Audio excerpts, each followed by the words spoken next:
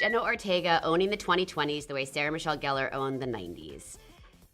That was very sweet. I think she's great. I think Jenna Ortega is amazing, and I like to do the dance too.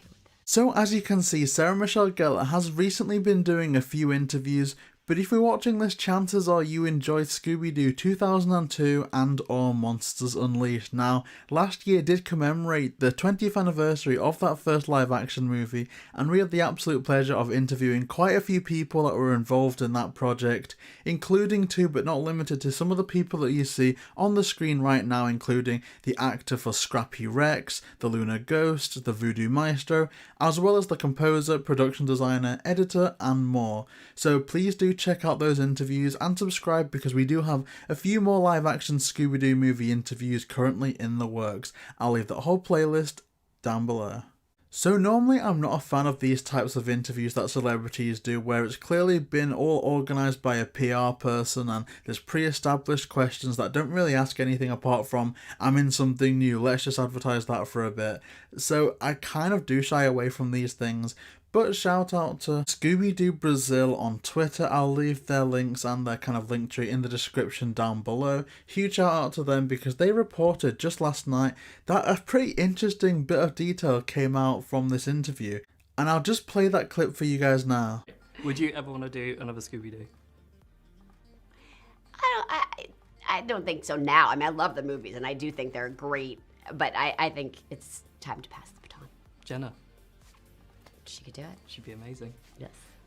So in all honesty, that was probably Sarah Michelle Gellar's best on-screen acting role since Scooby-Doo, because from some of the things that I've kind of been privy to behind the scenes, I can infer that both Sarah Michelle Gellar and Freddie Prinze Jr. are quite embarrassed at their involvement with the Scooby-Doo franchise.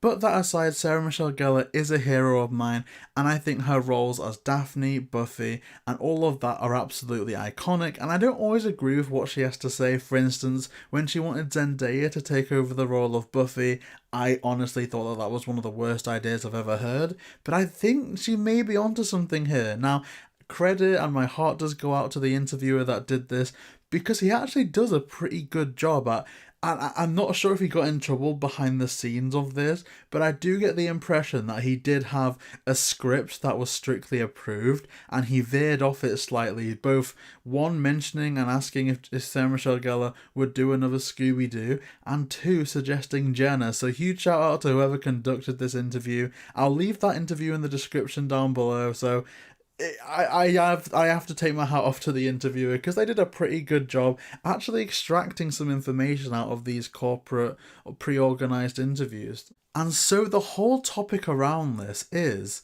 would Jenna Ortega be a good Daphne?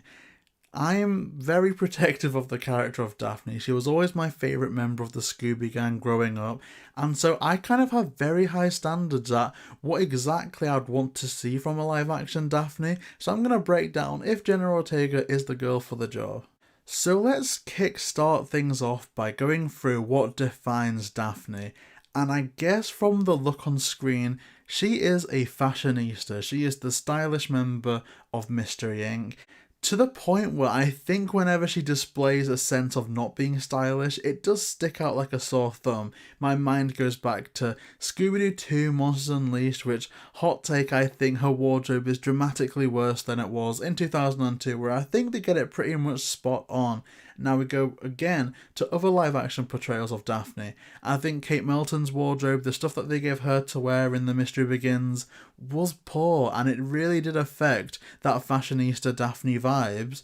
So when we get to Curse of the Lake Monster, where she has some pretty fashionable things to wear, I think it elevates her role as Daphne and that character by quite a bit. So whoever's going to take on the role of Daphne is going to have to be good with rocking quite a few looks. And I think Jenna Ortega fits this role absolutely perfectly. She is known in a lot of films to rock a lot of different hairstyles, everything from Wednesday Addams to her character in Scream, and even in her public appearances, as you can see, she definitely is the type of person that can look pretty good in a variety of different styles and outfits. So 100% I do think that Jenna Ortega passes this category with flying colours.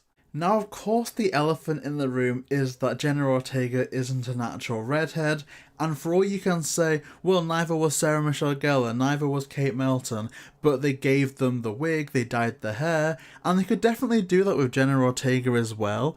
But here on the screen, I've got an example of where they kind of went another direction with that, and that is Robbie Amell for Scooby-Doo The Mystery Begins and Scooby-Doo Curse of the Lake Monster.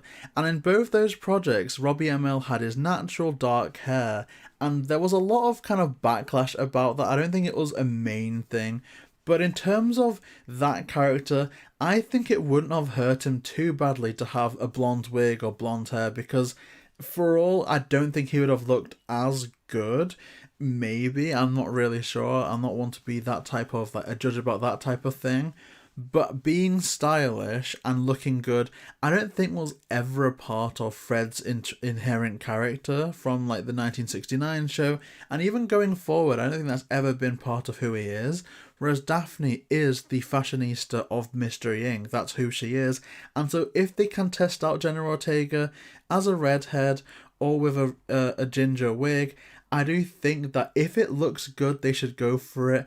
But I don't think that they should bend over backwards to make her a redhead just for the sake of it. I think that however she looks the best in that role should be the way they go with it. Because the Jenna Ortega that we know now is tested in that field. We know what she goes well with, what she maybe not go well with, although I can't really think of much of an example at the moment.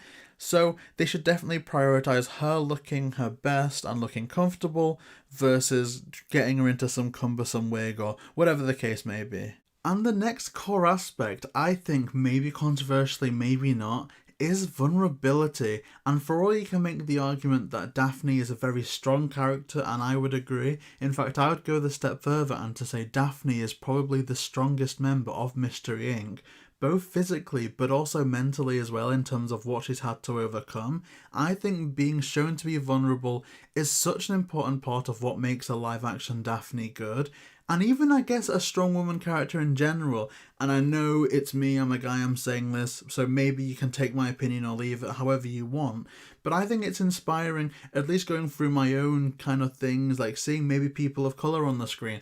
What I think makes a really good character is not showing someone to have no weaknesses at all, but in fact showing people with flaws, weaknesses, fears and anxieties, and then shows the strength and mental fortitude that it takes for them to overcome it, even though it's a bumpy road. So that's kind of my take on it.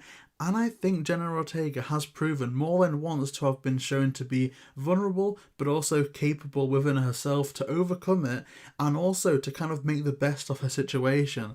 So I'm thinking back to the first project that I saw Jenna Ortega in, which was You, the second season. And in that, she has such a hard time of it. And in fact, maybe she comes out as the worst in all of that series in terms of being fortunate or unfortunate, however the case may be. But also in other stuff as well, like Wednesday, for all she's meant to be quite a solid, emotionless and stoic character, she actually does have to do quite a lot to keep herself in check in that series. And of course the picture that we've used on screen is the new Scream movie, and you know, like that opening scene, you only need to watch that to know that Jenna Ortega can do a very good job at being vulnerable. But on the other side, for all we need someone that can be vulnerable, we need someone who can act really tough as well, to be a fighter, and Jenna Ortega is that person as well. And in fact, I think that the tweet that was initially brought up in the interview sums it up perfectly. Not that Jenna Ortega is Sarah Michelle Gellar for the modern era. I mean, I guess controversially, I would rate Jenna Ortega a bit above, and I think that that comment is going to age quite well as the years go on, because I think Jenna Ortega is going to continue to choose really high quality products that elevates her career, whereas Sarah Michelle Gellar really didn't need to do that as such. Like, she blew up with Buffy, had some box office success with the first Scooby, and then she prioritized family life, which is like so admirable and so amazing. But in terms of pure career, I think we're going to see a lot more longevity and a lot more diversity with Jenna Ortega. And so I think that this could be a very interesting debate on whether or not a Jenna Ortega Daphne could work. So let's work on concluding this now. So I want to say, when we did our fan cast for the live action adaptation of the Daphne and Velma books, Jenna Ortega was my top choice for Velma, and I stand by that. I think in terms of those books, Jenna Ortega is a lot more of that Velma character, and even equally now, I would maybe lean towards another actress, maybe a Sadie Sink, although I know that's kind of the very safe choice for a Daphne, and keep Jenna Ortega as Velma. But if they were to announce the casting of Jenna Ortega as a new live action Daphne tomorrow, I think that would be one of the best news in the world. I would be so happy for that. I think Jenna Ortega is one of the biggest talents right now, and I think she's going to prove herself to be even better as the years go on. I think she's going to be one of those people that I could imagine my kids and grandkids being fans of, the way, you know, we were fans of the big movie stars back in the day that we have nostalgia for now. I think if Jenna Ortega keeps up what she's doing, I would say that she's one of the absolute greats. And for all I'm not a big fan of giving people a job based on the amount of following they have or what star power that they bring to the table, I think even if Jenna Ortega was a relatively unknown, I think she would kill it as Daphne. But not only that, you have to take into account that she is such a big name right now. She is a huge draw, to the point where I would say if it was someone else, anyone else cast as Wednesday in the new Netflix show, I don't think it sees a quarter of the success that it currently has. And I'm not saying it would have flopped, but I think the argument could be made for that 100%. I think she brought a lot to that role, both in star power and talent. And if you think about where Warner Brothers is right now, we're not in the best of places. They need a big win.